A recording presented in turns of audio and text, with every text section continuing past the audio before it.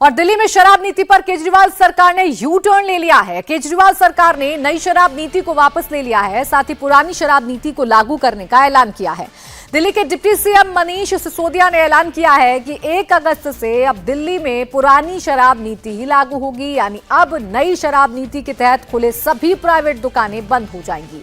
1 अगस्त से सिर्फ सरकारी दुकान ही शराब की बिक्री कर पाएंगी।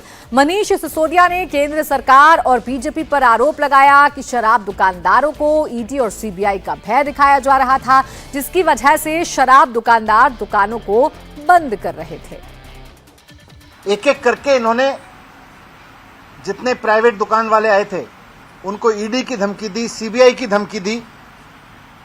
तो प्राइवेट दुकान चलाने वालों को जो सरकार को ज्यादा रेवेन्यू दे रहे थे, क्योंकि सरकार ने ट्रांसपेरेंट तरीके से उनको दुकानें दी थी ओपन ऑक्शन करके, तो उनको इन्होंने ईडी से धमकाया, सीबीआई से धमकाया। तो बहुत सारे शराब वाले तो दुकान वाले तो बेचारे कई सारे लोग तो दुकान छोड़ के चले गए। और आज दिल्ली में जो नई पॉलिसी में भी 850 दुकानें हो सकती थी, आज दिल्ली में कुल 468 दुकानें चल रही हैं। और 1 अगस्त से कई और दुकान वाले भी, क्योंकि ये सीबीआई से डरा रहे हैं, ईडी की धमकी दे रहे हैं दुकान वालों को, तो ये 468 दुकानों से भी और कम हो जाएंगी। कई और लोग दुकानें छोड़ के जाने वाले हैं। और अगर दिल्ली में वैध शराब की जानबूझ के कमी कर दी गई तो इसके बाद ये लोग गुजरात की तरीके से यहां भी धड़ल्ले से नकली शराब बेचना चाहते हैं। दिल्ली में भी फिर हमें बहुत दुख है, लेकिन दिल्ली में भी अगर ऐसा होता है तो नकली शराब बिकती है तो कोई बड़ी चीज नहीं है। जैसे जहां जहां नकली शराब बिकती है वहां फिर जहरीली शराब पी के लोगों की मौत होती है, हुश ट्रेजेडी होती है।